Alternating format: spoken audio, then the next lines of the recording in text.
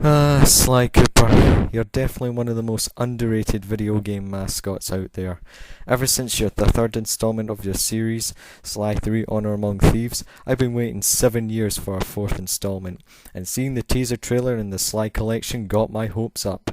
And now, at E3 of 2011, Sly 4 had been officially confirmed with the subtitle Sly Cooper Thieves in Time. With its announcement, I decided to give my final thoughts on it. Well, I am really over the moon that after 7 years you're finally back in action. Many of you should know me that Sly Cooper is my number one favourite 3D platformer series of all time, and even during these 7 years with no fourth installment announced, I still haven't given up on Sly.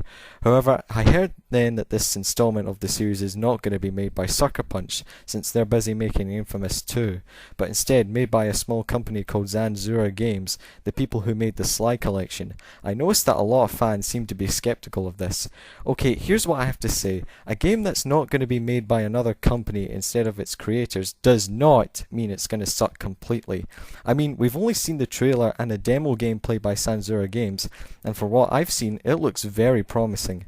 Sure, Spyro Enter the Dragonfly wasn't made by Insomniac Games, but that's not the reason why that game was a complete glitch fest. It was because that game was rushed, which brings me to my next point. Some fans are complaining at the fact that the game is not going to be released until 2012. Okay, Sly fans, I know we've waited a long time, we've waited 7 years for our fourth installment, we're tired of waiting and we want to see Sly 4 getting released now. Well, as much as I am anticipated for Sly 4, I'm glad it's not going to be released until 2012, because that shows that Zanzura Games are going to take their time developing the game and won't rush through the game like Sega did with Sonic 06. I sure as hell don't want another Spyro Into the Dragonfly, and I'm sure you Sly fans don't want another Spyro Into the Dragonfly. So to make sure that game avoids it, all we have to do is be patient.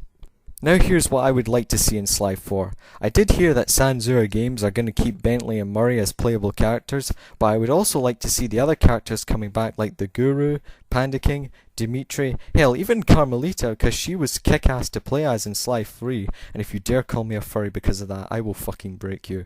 Anyway, I especially also hope that the game will keep the hub worlds from Sly 2 and Sly 3, because with all honesty, I think that the Sly series is better as non-linear than linear. Since the game is about time travelling, chances are the levels are going to be based on different time periods instead of countries in modern times. You know, just like Crash Bandicoot Warped and Bugs Bunny Lost in Time.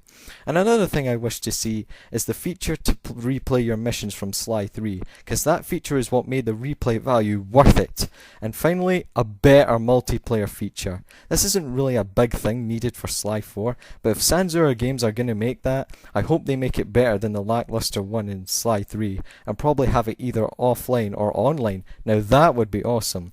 Well, I'm out of ideas for Sly 4, so to any Sly fans who have subscribed to me, leave a comment saying your ideas on what you want to see in Sly 4. And the only way to see if this game is worthy to be the successor of the first 3 games, only time will tell. So this is Zookstar aka Mark, and I'll see you all in the next video.